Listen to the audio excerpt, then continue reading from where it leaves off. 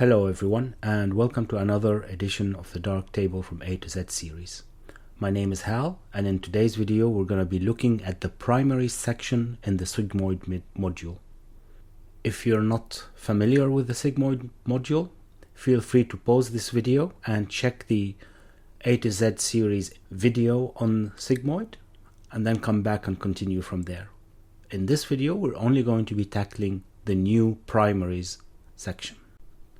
Alright, now expand the primary section and then you get all of those settings. The Find manual says that we are advised to use the smooth preset as a starting point and then adjust using the following controls. Smooth, and then we can adjust it.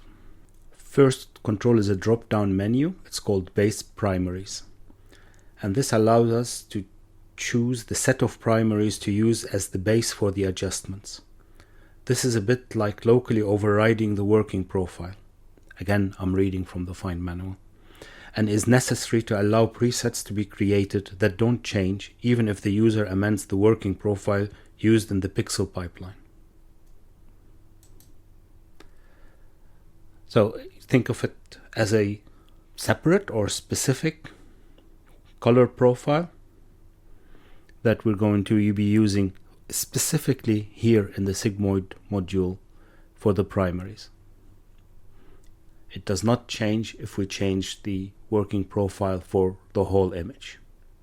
Then we have a red, green, blue attenuation sliders, and those decrease the purity of the red, green or blue primaries before the signal is processed through sigmoid's per channel curves. An important consequence is that now even the brightest and most pure inputs get smoothly degraded to achromatic at the high end. This avoids posterization and flat looking patches, which are often seen with, for example, blue LED lights. Maybe we can review the definition of purity from the Find manual again before we continue. Purity is the distance of the pixel chromaticity from the white point in the XY chromaticity plane. Zero purity means the light is achromatic. High purity, on the other extreme, means the light is laser-like, composed of a single wavelength. Then we have three sliders for the rotation, again for RGB. And those rotate the primaries where the per channel curves are applied. This affects the hue path when approaching white in the high end. These controls should not normally need large adjustments from the starting values given in the smooth preset. So what we're doing now is using the attenuation sliders to decrease the purity of the channel and make sure that the high end of that channel is, let's say, within the limits of being able to act on it, and then we are changing where that high end is on that spectrum using the rotation. Let's play around with it a little bit to see how it works. And there's a lot of blue here, so I'm going to play around with the blue one.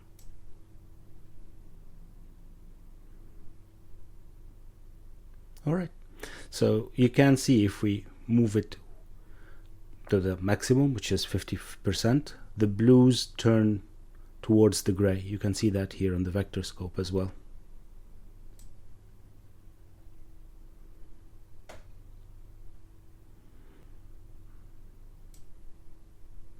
Okay, what was it? Well, let's go back to smooth. Oh, it was 15%. Let's see what the rotation does. Of course, I'm exaggerating now.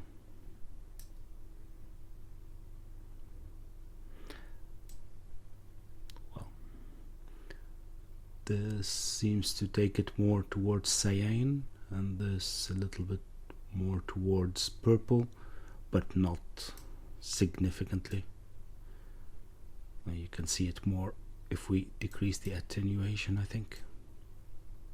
Yeah, you can see it here as well.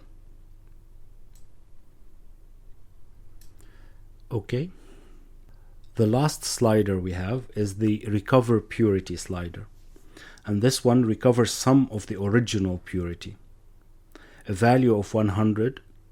Again, if you're new to this format, I'm reading from the fine manual. This is how we do the A to Z series videos. We just go through the manual and try to learn what the controls in the module are supposed to do, and then we take that and try to apply it in a showcase session to see how they actually work. So stay tuned, there will be a showcase session on this part of the sigmoid module. Anyway, let's continue. A value of 100 causes all of the attenuations to be restored after the per channel process is done. This lands the middle range values near their original purities. A value of 0 doesn't restore the purity at all, so the more you apply attenuation, the less purity there is in the final picture. The rotations are always restored regardless of the value of the slider. When this slider is at 0, the output of the module is guaranteed to remain within the gamut footprint of the chosen base primaries. Alright, so we can think of it like this. All of the previous sliders work before the rest of sigmoid does its work, and the last slider works afterwards, trying to recover some of what we did in the attenuation. 0 doesn't try to recover anything, and 100 tries to recover them all. This doesn't have any effect on the rotation, that's automatically recovered. Okay, let's try that. Now we have a purity of 0. I'm going to put attenuation of 50% for blue. Now if I understood this correctly, the more I add in the recover purity slider, the more this will return to how it was before we applied this. Yep. Okay, that's how it works. Last paragraph on this section in the user manual says the following.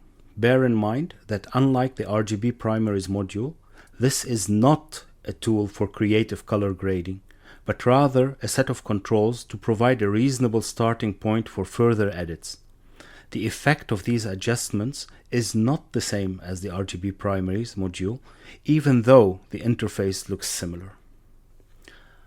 That's good to keep in mind. I think there was already a comment that says that they are the same. They look the same, they do different things. The goal here is not to apply any creative control on the colors. I hope that this is clear. Alright, that will do it for this video. Like I said, stay tuned for the showcase session based on this. And until then, if you have any questions, remarks, or additions, please leave them in the comments below. And I'll see you next time. Bye bye.